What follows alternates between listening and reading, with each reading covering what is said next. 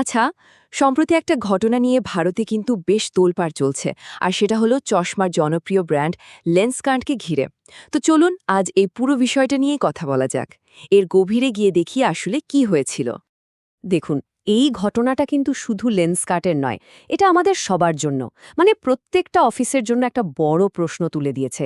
প্রশ্নটা হলো, একটা কোম্পানি তার কর্মীদের ব্যক্তিগত বা ধর্মীয় বিশ্বাসের উপর ঠিক কতটা নিয়ম কানুন চাপাতে পারে, মানে সেই লাইনটা ঠিক কোথায় টানা উচিত। তো এই পুরো বিতর্কের শুরুটা হলো একটা ডকুমেন্ট নিয়ে। লেন্সকার্টের একটা ভেতরের মানে ইন্টারনাল গ্রুমিং পলিসির কাগজ হঠাৎ করে অনলাইনে চলে আসে, আর তারপর যা হওয়ার তাই হলো, একেবারে ভাইরাল। এই যে ডকুমেন্টটা ভাইরাল হলো, এতে এমন কিছু জিনিস লেখা ছিল যা দেখেই লোকে ক্ষেপে ওঠে। মানে মূল সমস্যাটা ছিল এর বৈষম্য নিয়ে। দেখুন, একদিকে বলা হচ্ছে কালো পাগড়ি বা হিজাব পরা যাবে, কিন্তু অন্যদিকে তিলক, বিন্দি বা হাতে যে লাল সুতো পরা হয়, এগুলো আবার চলবে না। তো এই ব্যাপারটা নিয়ে আসল গণ্ডগোলটা বাধে। ব্যাপারটা কিন্তু শুধু ধর্মীয় প্রতীকে থেমে থাকেনি। ওই ডকুমেন্টে আরও কিছু নিয়ম ছিল, যেমন দোকানে বোরখা পরা যাবে না, শরীরে কোনো ট্যাটু দেখা গেলে চলবে না, এমনকি মেহেদি পরার জন্য আগে থেকে অনুমতি নিতে হবে, তাও আবার খুব অল্প সময়ের জন্য। মানে বেশ কড়া নিয়মকানুন আর কি।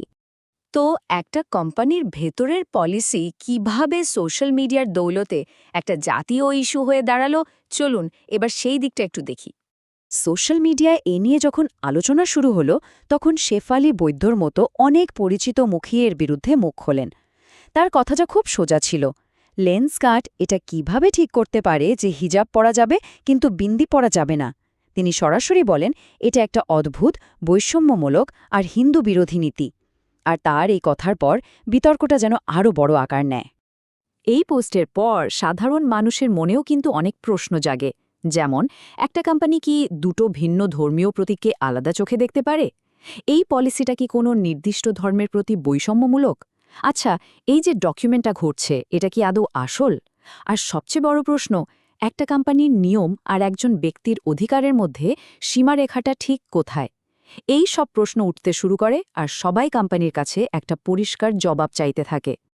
তো চারিদিকে যখন এত সমালোচনা, এত প্রশ্ন, তখন স্বাভাবিকভাবেই লেন্সকার্টকে একটা জবাব দিতেই হতো। আর তখন আসরে নামেন কোম্পানির সহ প্রতিষ্ঠাতা এবং সিইও পীয়ূষ বানসাল। তিনি নিজেই পুরো বিষয়টা নিয়ে কথা বলতে সামনে আসেন। তিনি খুব সাজিয়ে গুছিয়ে 4টে পয়েন্টে নিজের বক্তব্য রাখেন। প্রথমত, তিনি স্বীকার করেন যে হ্যাঁ, ওই ডকুমেন্টটা তাদেরই, কিন্তু ওটা একটা পুরনো ট্রেনিংয়ের অংশ ছিল।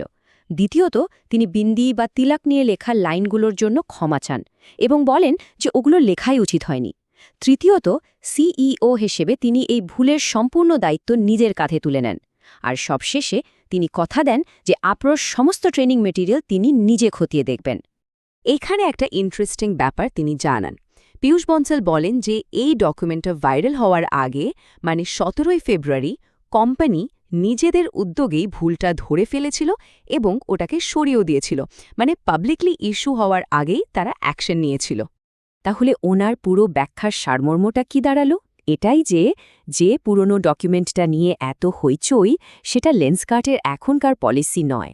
তাদের বর্তমান নীতি অনুযায়ী তিলক বা বিন্দির ওপর কোনো বিধিনিষেধ নেই, বরং সব ধর্মীয় প্রতীকের প্রতি তাদের সম্মান রয়েছে। মানে পুরনো আর নতুন পলিসির মধ্যে একটা বিরাট তফাৎ। কিন্তু সিইও ক্ষমা চাওয়ার পরেও বিতর্কটা পুরোপুরি থামেনি। কিছু সমালোচক প্রশ্ন তুলতে থাকেন যে ঠিক আছে, পুরনোটা ভুল ছিল, তাহলে আপনাদের নতুন সঠিক পলিসিটা কি, সেটা কেন সবার সামনে আনা হচ্ছে না? এই স্বচ্ছতার অভাব নিয়েও কিন্তু প্রশ্ন ওঠে। আসলে লেন্সকার্টের এই ঘটনাটা একটা বিচ্ছিন্ন ব্যাপার নয়। এটা আধুনিক ভারতে একটা অনেক বড় বিতর্কের অংশ। সেই বিতর্কটা হলো একটা কর্মক্ষেত্রের নিয়মকানুন আর একজন ব্যক্তির নিজস্ব পরিচয়ের মধ্যেকার দ্বন্দ্ব নিয়ে। দেখুন, সংঘাতটা আসলে দুটো ভাবনার মধ্যে। একদিকে প্রত্যেকটা কোম্পানি চায় তাদের একটা নির্দিষ্ট কর্পোরেট ইমেজ থাকুক, একটা ইউনিফর্মিটি বা সামঞ্জস্য থাকুক। অন্যদিকে প্রত্যেক কর্মীর নিজের ধর্মীয় বিশ্বাস আর মতপ্রকাশের একটা সাংবিধানিক অধিকার আছে। এই দুইয়ের মধ্যে ভারসাম্য রাখাটাই হলো আসল চ্যালেঞ্জ। আর এই বিতর্কের পেছনে কিন্তু একটা শক্ত আইনি ভিত্তিও রয়েছে।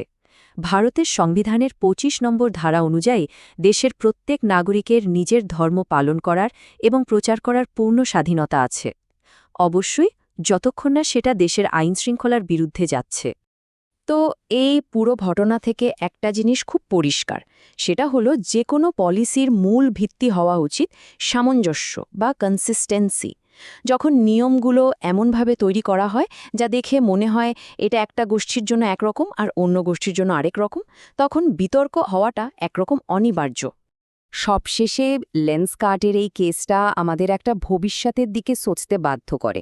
কর্মক্ষেত্রগুলো যত পাল্টাচ্ছে, যত আধুনিক হচ্ছে, তত কি এই ধরনের কঠোর ড্রেস কোডগুলোও বদলে যাবে? আমরা কি আরও বেশি নমনীয়, আরও বেশি ইনক্লুসিভ বা অন্তর্ভুক্তিমূলক পলিসির দিকে এগোচ্ছি? এই প্রশ্নটা কিন্তু থেকেই যাচ্ছে।